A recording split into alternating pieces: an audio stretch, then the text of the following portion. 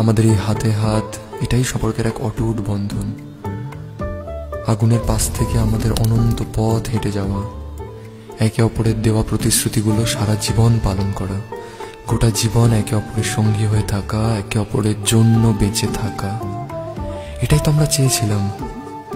এসো আমার কাছে, আমরা আজ একসঙ্গে বলি, যদিদৎ হৃদয়ং তব তদস্তু হৃদয়ং মম, যদিদং হৃদয়ং মম তদস্তু হৃদয়ং তব।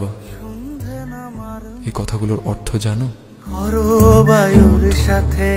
আজ থেকে তোমার এই হৃদয় আমার হোক, আর আমার এই হৃদয় তোমার।